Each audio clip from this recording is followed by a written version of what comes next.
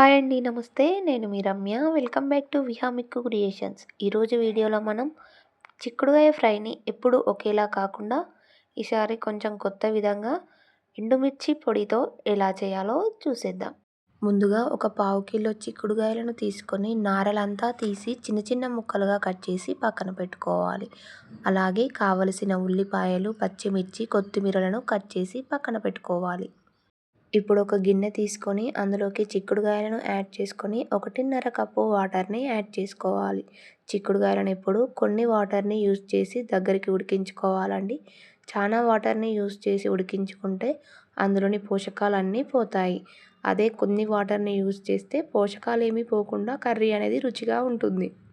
ఇప్పుడు ఇందులోకి 1/2 tea spoon పసుపు, చిటికెడు ఉప్పుని యాడ్ చేసుకొని గిన్నెని స్టవ్ మీద పెట్టుకొని స్టవ్ని మీడియం ఫ్లేమ్లో అడ్జస్ట్ చేసుకొని వాటర్ అంతా మగ్గేంత వరకు మంచిగా ఉడికించుకోవాలి. మనం కొన్ని వాటర్ని యూజ్ చేస్తున్నాం కాబట్టి మధ్య మధ్యలో కలుపుకుంటూ వాటర్ అంతా దగ్గర పడేంత వరకు చూపిస్తున్న విధంగా వాటర్ అంతా మగ్గేంత వరకు చిక్కుడుగాయలను మంచిగా మగ్గించుకోవాలి. ఈ విధంగా అంతా బాగా మగ్గినాక స్టవ్ ఆఫ్ చేసి పక్కన పెట్టుకోవాలి. ఇప్పుడు ఎండుమిర్చి పొడిని ఎలా ప్రిపేర్ చేసుకోవాలో చూసేద్దాం. ముందుగా ఒక 10 ఎండుమిర్చీలను మిక్సీ జార్లోకి యాడ్ చేసుకోవాలి.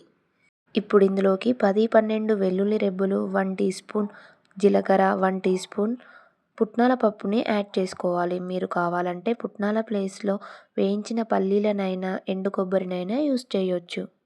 అంతా ఓసారి గ్రైండ్ చేసి పక్కన పెట్టుకోవాలి. ఇప్పుడు ఒక కడాయి తీసుకొని స్టవ్ మీద పెట్టి హీట్ అయ్యాక 3 టేబుల్ స్పూన్ల ఆయిల్ యాడ్ చేసుకోవాలి. ఆయిల్ హీట్ అయ్యాక 1/2 టీ స్పూన్ ఆవాలు, 1/2 టీ స్పూన్ జీలకర్రని యాడ్ చేసుకోవాలి. ఇప్పుడు ఇందులోకి ముందుగా కట్ చేసి పెట్టుకున్న పచ్చిమిర్చి అలాగే ఉల్లిపాయలను యాడ్ చేసుకొని అంతా కలిసేలా ఓసారి కలుపుకొని దూరగా ఫ్రై చేసుకోవాలి. ఇప్పుడు ఇందులోకి 1/2 టేబుల్ స్పూన్ పసుపుని యాడ్ చేసుకొని ఓసారి అంతా కలుపుకోవాలి. తర్వాత కొంచెం కొత్తిమీరను యాడ్ చేసుకోవాలి. ఇప్పుడు ఇందులోకి ముందుగా ఉడికించి పెట్టుకున్న చిక్కుడుకాయలను యాడ్ చేసుకొని అంతా కలిసేలా ఓసారి కలుపుకొని స్టవ్ని మీడియం ఫ్లేమ్లో అడ్జస్ట్ చేసుకొని 2-3 నిమిషాలు మంచిగా ఫ్రై చేసుకోవాలి. చిక్కుడుగాయ ఈ విధంగా ఫ్రై అయ్యాక ముందుగా గ్రైండ్ చేసి పెట్టుకున్న ఎండుమిర్చి పొడిని యాడ్ చేసుకోవాలి. ఎండుమిర్చి పొడిని ఈ టైంలోనే యాడ్ చేసుకోవాలండి. ముందుగానే యాడ్ చేసుకుంటే కర్రీ అనేది చేదుగా అవుతుంది. కాబట్టి చిక్కుడుగాయలు కొంచెం ఫ్రై అయ్యాకనే యాడ్ చేసుకోవాలి.